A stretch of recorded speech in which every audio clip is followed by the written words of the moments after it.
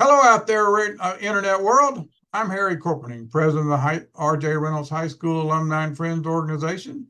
I have the distinct honor and pleasure of talking with Maestro Robert Moody. He was longtime, I call conductor, they call it music director of the Winston-Salem Symphony. How you doing, Bob? Hey, I'm doing great. Great to see you, Harry. You are, I believe, in the city of Memphis right now, correct? I am. Yep. After 13 wonderful years as music director of the Winston-Salem Symphony, I left and now I'm hard to believe, but I'm in my eighth season as music director of the Memphis Symphony. I know Time when I did flies. a little research on you, and when you left, the symphony told a little bit about you. I didn't know that folks like you typically only stay for 10 years. Is that the same with your current position? And then it's a year-to-year basis from then on, or maybe it's lifetime? Well, it's a really good question because orchestras have gone through kind of these phases. I think there was a phase, an era just before my time where conductors typically stayed more like 25, 35 years, and that was the case with both of my predecessors in Winston-Salem. So by the time it was sort of my generation, there was more of a thinking that 10 years was about right. I've often said that orchestras orchestras and churches and universities probably need to shift around their pastors and conductors and college presidents, every so often. I'm here in Memphis and I'm in my ninth season. I actually a few months ago signed an 8-year extension. So if all things stay on path, I might be here another 8 years or so. But Somebody thinks you're doing a hell of a job, and I can see why, because you did a hell of a job here in Winston-Salem. well, I've now been conducting professionally since 1990, so coming on 35 years, and I wave my arms in the air and somebody still gives me money for it. So I'm very happy. I certainly cannot complain. Let me give a little bit of history, just a second. The reason you're here is the picture in my background, which is Richard J. Reynolds Memorial Auditorium.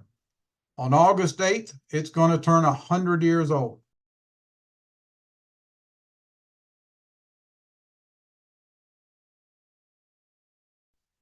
I introduced myself as president of the alumni. 4 years before I became president, I was named the chairman of the board of trustees of a corporation called the Friends of Richard J. Reynolds Auditorium. I took that in 2004. During the 2004-2005 season of the symphony, you and two others, or maybe three others, performed, and it was kind of a conduct off or whatever. In other words, you got to work with the musicians, and then folks obviously heard the work that came out, and then they voted, okay, who we don't take, they unanimously picked you. I had an auditorium, my organization had an auditorium that had been renovated in 2002, that was completed, and it had had one sellout performance. It was, I think, the American Pickers. It was PBS picked it up and showed it on TV. You and I were about the same. Well, I would be a little bit before you did. We were members of what was then known as the Rotary Club of Winston-Salem, but if you were in town, it was a downtown Rotary Club. I Yeah. knew Merritt Bell because she had been a member.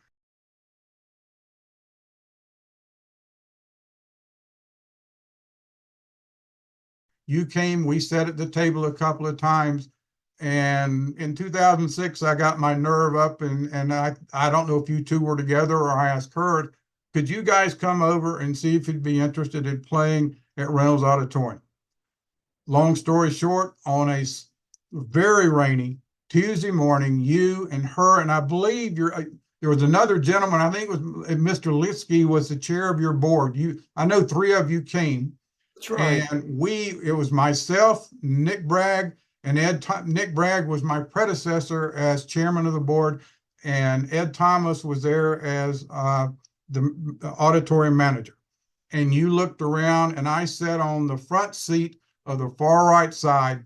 And I'm curious, when you go into a facility, we'll call it theater facility, what do you look for? Well, What turns you on? What turns you off? What types of things are, I'm just curious. yeah, and I'll say I remember the event as well. I was the brand new music director of the Winston-Salem Symphony, and we knew that we had, the traditional concert hall for Winston-Salem had been the Stevens Center, and the Stevens Center's a great place. I understand now that the renovations are happening at the Stevens Center, and they were Right. talking about that 20 years ago. But we were interested in, I was interested to learn about other venues in Winston-Salem and in the Triad, really, but certainly in Winston-Salem. And we were also interested in new concert approaches. The symphony was doing our classical concerts at the Stevens Center, but didn't really have any tradition, any history of a pops concert series. Certainly hadn't had a pop series as such for quite a long time. Didn't have a New Year's Eve gala, and I came to Winston from the Phoenix Symphony, and I just finished a really strong tradition of building a New Year's Eve gala in Phoenix and a strong pop series. And also I was very interested in trying to see if the orchestra could bring some big artists to town. Could we get Joshua Bell to come play? Could we get Renee Fleming to come sing? Could we get Yo-Yo Ma to come play? And we were looking, frankly, for a place that had more seats. And so several people told me about Reynolds. I had met you at the Rotary Club. And just as a quick aside, I'm still a member of the Downtown Rotary. Now I'm a member of the Downtown Memphis Rotary Club. Good for Uh, you. just had my Tuesday weekly lunch today. So I'm still very proud to be a member of the Rotary Club. We Paul can, Harris fella? pardon me? Are you a Paul Harris fella? Uh, I'm I'm not a Paul Harris Fellow. Is that, well, I annually give at a certain level, so that might be what I am. Oh, Yes, I take it but back. you initially have to give 1,000, then you're that for life. That's what it is. Yeah, Good I am. for you. I forgot it was called Paul Harris. Yeah. That's that. I am now a fellow, and I really believe in what Rotary does. But back to your first question, anytime I walk into a concert hall, I'm about this interested in what it looks like aesthetically. I'm this interested, bigger than the screen, interested in what it sounds like. So for me, first and foremost are the acoustical properties, and of course, I do think about some logistical things. How big is the stage? Can we fit a full orchestra on the stage? And I recall thinking I always sort of go to the center of the stage. I snap my fingers. Yeah, I use my baritone voice, and I sing a few notes. I try and make some resonant sounds so I can get a sense. And I remember very well thinking, and there was no shell, no acoustic shell at that moment. And I Correct. remember thinking, if this place had a shell, this would be phenomenal acoustic. And Also, there's it was a hole for an orchestra pit. The pit. yes, yeah, and I thought there's plenty of space on stage. There was there historically there's an interesting lip at one place, and Right. I knew we would have to just mention to players, don't trip over that little extra sort of raised moment, or we have to sort of work the seating around it. But that's small issues.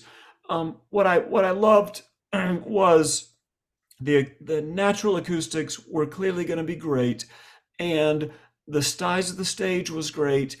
And then third on my list is I looked out and thought, oh wow, this is beautiful. They've done a heck of a job of making this into such a visually pleasing place. So it was a win-win for me from the beginning. And as you know, we started scheming, and within a year we had a pop series that we kicked off.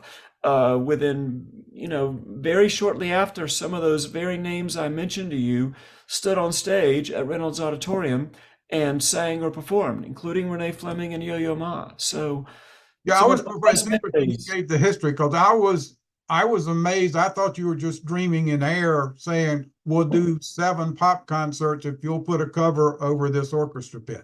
Yeah. You had been talking about it. And that I should have known because you do research before you do anything. That's one of the neat things about you. You don't accept something until you know about it.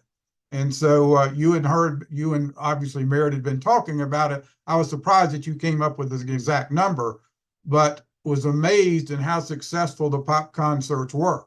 Yeah. I remember coming one Saturday afternoon. I was going to go listen to you. I believe the first year you had a tribute to John Williams with Star Yep. Wars We and all did. that. We did. And so I went mid-afternoon figuring you guys would be practicing. Hell, the parking lot was full, and I found out that not only did you sell out the performance that night, you almost sold out the dress rehearsal to that thing. Yeah, that's And I right. said, we've got the right person in the right group here. That's right. And we had so many successes. We had a sold out concert with Amy Grant there. We had a huge New Year's concert with singers, the Manhattan Transfer there. Good. I We went to had, that one. yeah, we had so many concerts, classical, pop, bluegrass, crossover, all sort of genres. Some really fun. I mean, I remember a pops concert, and I was sort of digging into my own high school and youth, but we did a pops concert that was all sort of, we called it Play That Funky Music, Winston-Salem Symphony. And Hmm. I dressed like John Travolta in Saturday Night Fever with the white tux and the black shirt, and the whole orchestra dressed in disco clothing. And we had a funk band who played with us, and we did disco and sort of early, late 70s, early 80s pop. And it was a total sellout. People dancing in the aisles. So from that, in that space, to Yo-Yo Ma playing Dvorak cello concerto in that space, to Renee Fleming singing, Richard Strauss in that space. So I'm very proud of all those concerts, and I'll never forget those experiences. I I saw not every performance you led. I saw a bunch. The only time I ever saw you play was when Yo-Yo Ma was there. Did you play any instruments other than that? Or do you I, play any? I don't know what your expertise is. Maybe you can play every single instrument in an orchestra. I have no idea. I wish I could. I'm a cellist, and so I have to say probably Yo-Yo Ma is on an extra high level of of interest and esteem for me, because he's the single greatest cellist probably who ever lived. And he's such a nice human being too, and such a collaborative musician.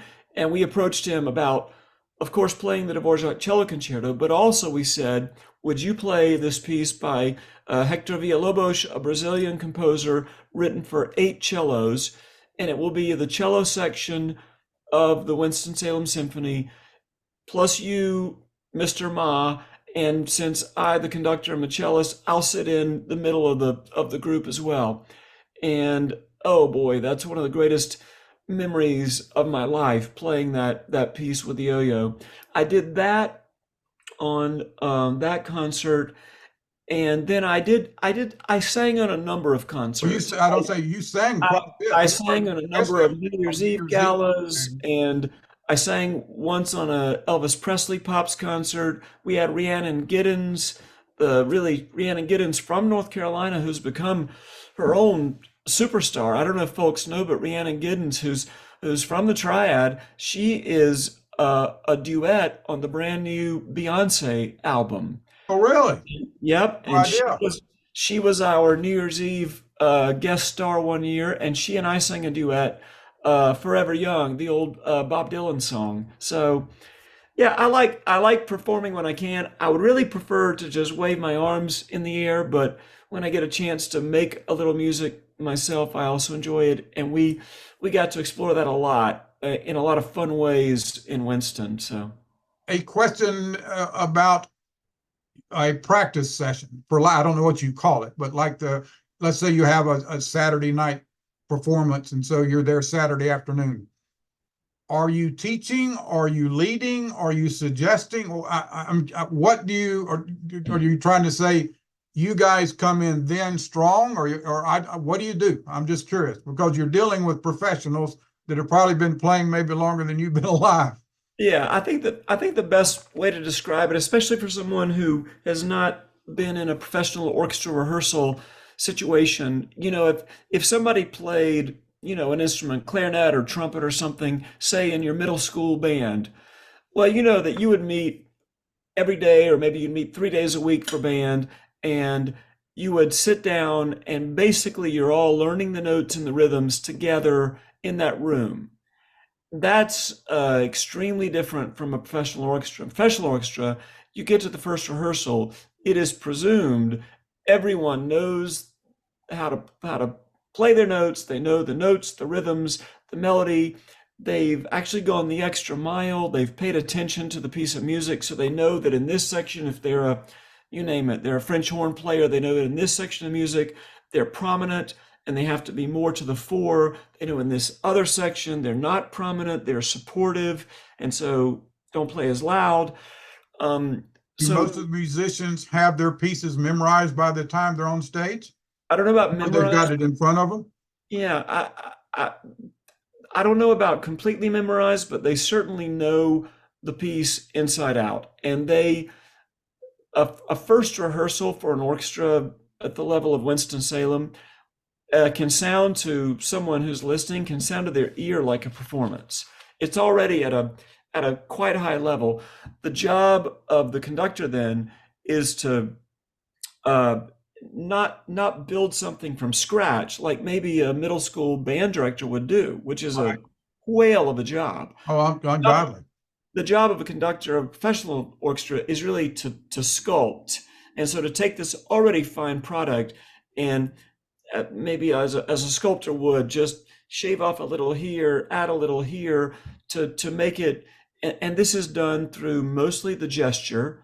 It's done through eye contact, and when necessary, it's done verbally. But the at the end of the day, if a great conductor is doing his or her job well, the players begin to realize that the whole of the event has become greater than the sum of the individual parts, individual players in this case.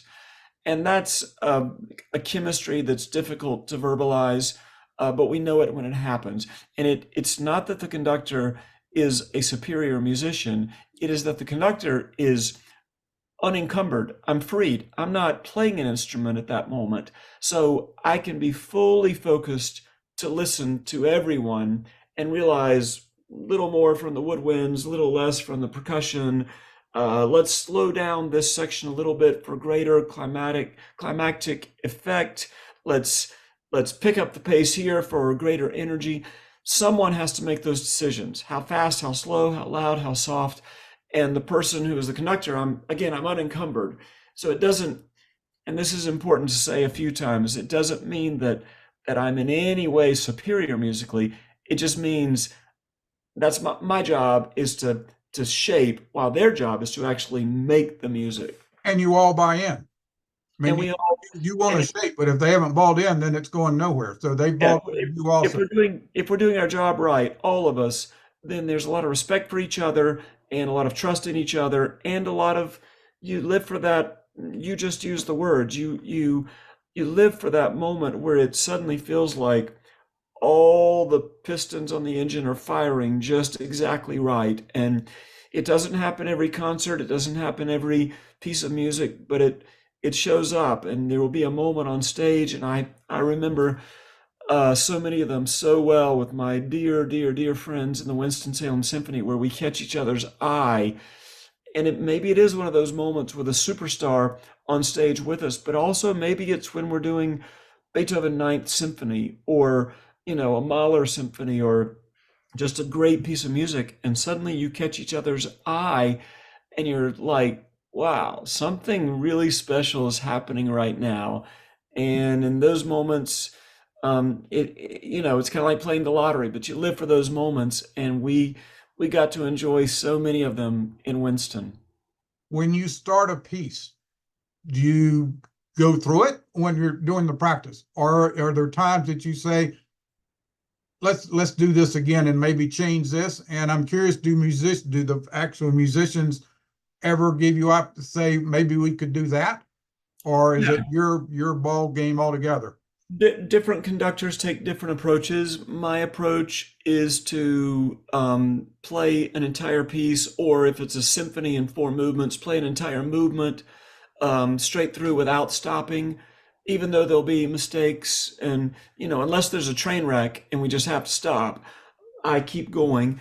And then you go back and you point out the things that maybe didn't go as well as they could, or some things we could make a musical decision that might be more satisfying, and then you start and work on playing it again. And I, I will say this too: the older I get, I think about it now. I felt quite I felt quite mature and ready to take on the job of music director of Winston-Salem when I took it, and I was 38 years old. And and now at 56, I'll be 57 actually next week. So now at nearly 57, I look back at the 38-year-old guy and think, I grin a little bit. I think I realize how much that I didn't know, and there's something nice about growing in this career. And one of the nice things is that I realize that I don't have to talk to the orchestra nearly as much as I used to. We can accomplish most everything with gesture and eye contact and breathing, and I know how to catch someone's attention at the right moment, so they see how I walk them through a transition in the music, and that's become quite enjoyable. It, it's not better or worse. It's just that we're all, I'm evolving, and in 13 years with the Winston-Salem Symphony, we really, we put in the work together, the players and I, so that after 13 years together, we had a shorthand of, communication that takes that kind of time to build in your relationships with each other. And To I your, think that's one of the reasons we played just so very well. We had that great chemistry. to your credit, and I remember one of the first places you came to talk uh, to a group of folks that weren't musicians was Centenary Methodist Church. Mhm. And I was impressed by you were confident, but you weren't cocky. And that's tough at a young age. And you're very good on your feet, and you were very honest because you told folks that I think as Greenville, South Carolina, you had applied for a job somewhere in South Carolina. If I remember, and being 73 years old, my memory's about as long as my thumbnail. But I think you said that I know you got turned down somewhere. You had already ended your lease, so you ended up sleeping in your car for a while. And then things worked out, and you became you were here, but you weren't afraid to say that, and I was impressed. Well, Very. you've got most of the details close to correct. I'm from Greenville, South Carolina. It's my hometown, and the job that I applied for and was so sure that I was going to get was music director of the Kingsport Symphony in Tennessee. Okay. And I quit my job in an opera house in Europe because to come home and take this job based on nothing but my own young ego. And of course, I got back to the States and I was at my parents' house in Greenville when I got the letter saying, I was 24 years old, saying we fired somebody else as music director, which they should have done. I was too green, too young. And I ended up moving to South Florida and working in a deli in Boynton Beach, Florida for the next 7 months before I finally got my career going. And it was I was not happy at the time that it happened, but in hindsight, it's one of the best things that has happened to me in my trajectory of my life, because it reminded me that this whole thing is not about me. And when you're the conductor, uh, it's easy to, you walk on stage and people applaud for all you did is walk on the stage. And it's easy to forget that you don't make music. If I use a baton or my hand, nothing magical, no music comes pouring out of my fingers. It's nothing. If the orchestra all left the stage and I just stood there doing this, it'd be a pretty darn boring event. And I think conductors have to be reminded of that. And I'm happy for that sort of smackdown that I had at a early place in my career to help me stay cognizant of that. I remember Nick Bragg and I came to see you in your office. Wasn't, I guess you'd been here for 3 or 4 years, and said, "What can we do to interest you in bringing so you can play classical music?" And you said, "We need an acoustical shell."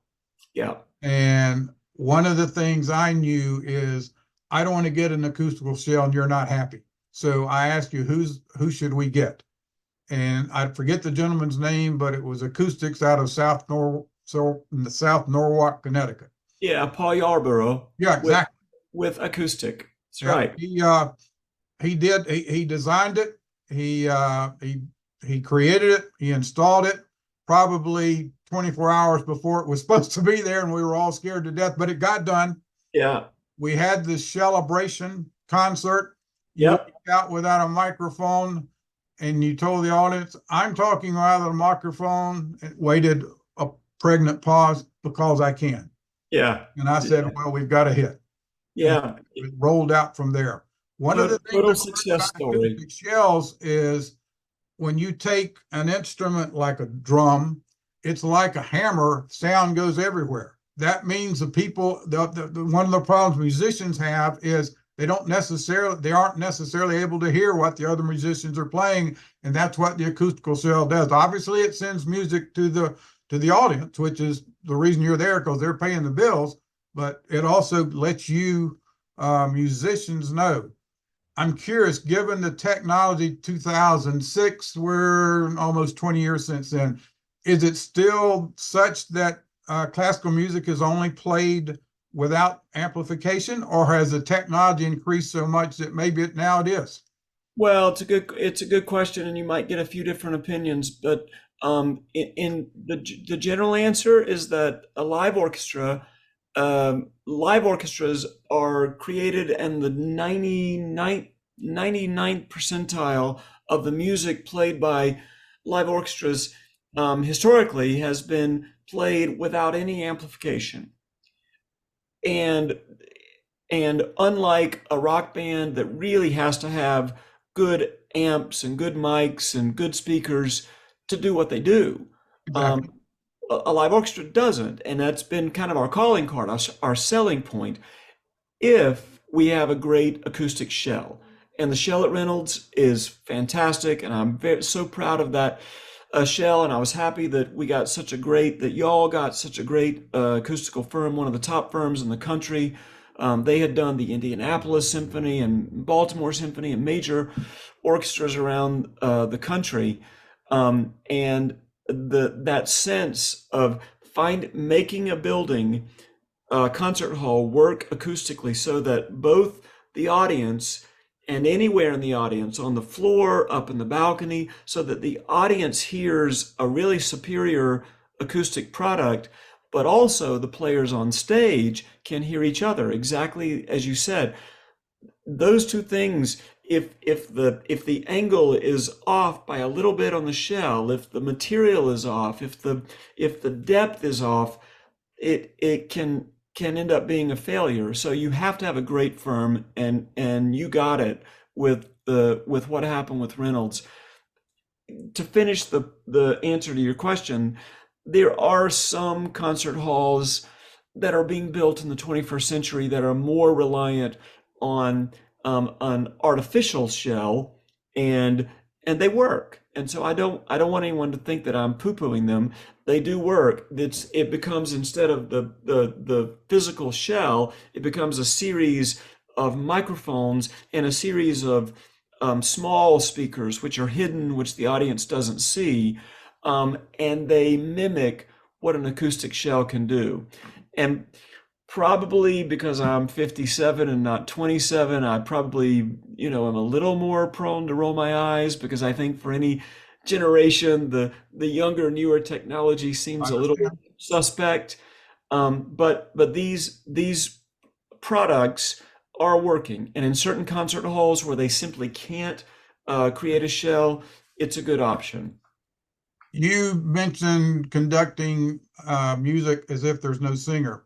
You bring in a Renee Fleming. does she send you music like she's going to sing so the musicians know kind of how she wants to sing it? Or when they first meet her, is she telling them how she's In going to sing it? well, in rehearsal, preparation is everything. Preparation is everything. So, and conductors, any conductor worth his or her salt spends most of our life studying the music and preparing for the rehearsals. The rehearsals and the concert are kind of icing on the cake. But what we do, I'm talking to you at my desk in my study at my house, and you can see some of my 2000 scores on the shelves behind me. And I'm at my desk, and I have all of my materials that I use, rulers and highlighters and pencils and colored pencils. So we do the work musically. We also do the work extra musically. So if it's Yo-Yo Ma and he's going to play Dvorak Cello Concerto, I promise you I've listened to multiple recordings of him play the Dvorak Cello Concerto before he shows up in Winston. If it's Renee Fleming and she's going to sing Wagner or Strauss or Puccini, I've listened over and over to her recordings. And then once you get to meet them, you and the two people we're mentioning, Yo-Yo and Renee, they are the consummate musician, and they're also just amazing human beings. So they want to collaborate. They want to make great music. They want to breathe together. I've become, I guess a quick aside, I've become a regular conductor for Renee. I just conducted her last month at my festival in Arizona. She's asked for me for a number of concerts in places around the world. Florida last year, Kansas City Symphony, Tulsa Symphony next year. And I think it's because we established this just good trust early on. So she doesn't have to walk in and stop and say to the orchestra, now I do this and this and this. She just knows she can watch me, and I can show them what I know she wants to happen, a certain slowing down at a certain place, or a holding the big high note a little extra long, and I can tell if she really got a good breath and is able to hold it that much longer even.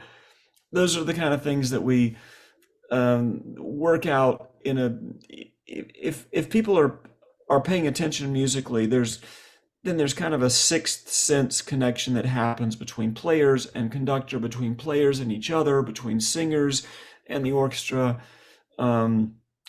That's the most fun part. And Winston, by the way, has a phenomenal new music director in Michelle Merrill. I And agree. I've known her for years and years. She actually, I'm sure she's told this story. She applied for assistant conductor with the symphony back when I was music director, and she was one of our finalists. And it was very close between her and the person we hired at that moment. And we were super interested in her career then. And really, since then, her career has just skyrocketed. And she has that sort of that je ne sais quoi. She has that great ability to make chemistry happen effortlessly between players and conductor too. I did a little research. I believe you and Yo-Yo Ma are going to be performing together in a year and a half or so. Less than a year. So next February it'll be my fourth time to conduct him, and it'll be here with the Memphis Symphony Will you be next performing February. again? Pardon? Will you be performing again? We Just will. conducting Yeah, this time. he's gonna do a major concerto, and then because Memphis is, as people likely know, the city of Elvis, the city of Beale Street, the city of jukin, which is a type of hip hop. Yo-Yo Ma, there's a famous video of him. It has millions and millions of views of him doing Sasson the Swan on the cello Hmm. with a Memphis hip hop dancer, and the type of dance is called jukin. And the guy's name is Lil Buck. And Lil Buck and Yo-Yo Ma have one of the most beautiful videos I've ever seen of Lil Buck dancing to the swan as Yo-Yo plays. So that kind of thing is going to show up in Memphis. As I was always cognizant to do in Winston, you every orchestra has its own sort of banners of pride. What are we proud of? And there were certain things very specifically that we were very proud of in Winston-Salem, and in our connection, I would say in North Carolina, especially to the bluegrass scene and to folk music and to North Carolina mountain music, that was important to Winston in the same way, and we promoted it. And in the same way, here in Memphis, Beale Street and blues and hip hop and R&B and soul and Elvis is all very important. So we really love collaborating with folks in that way here in Memphis, and Yo-Yo is going to be part of that. Good for you. What else is going on in your life? I hear that regrettably you've had a tough first of the year. Yeah, I was the luckiest guy in the world for 18 years. I met when my first year in Winston-Salem, I met Jimmy Jones, who turned out to be my partner of 18 years. Jimmy, a phenomenal musician in his own right. He became the organist for the Winston-Salem Symphony. Everyone who saw me do Handel's Messiah, Jimmy was always at the organ. He was there when we did the Saint-Saëns Organ Symphony or many works featuring organ.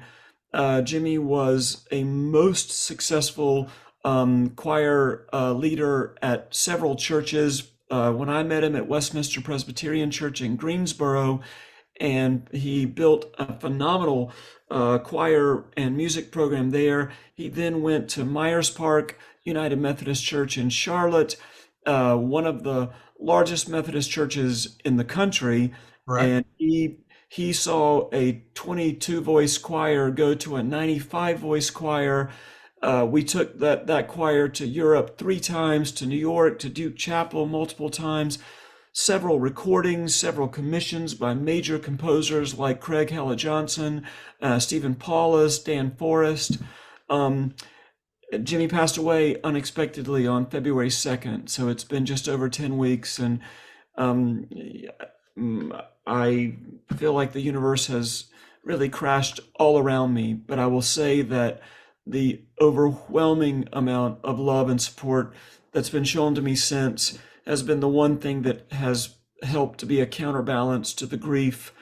We had a service for Jimmy in his hometown of Broadway, North Carolina, south of Raleigh, and it felt to me like half of Winston-Salem showed up. I was so touched to see, of course, Merritt Vale and multiple board members and tons of members of the Winston-Salem Symphony and the Winston-Salem Symphony Chorus all were there for the service and have continued to sort of prop me up. I always knew that music Bob, I healed. hate to cut you short. We're going to be cutting out here in a second.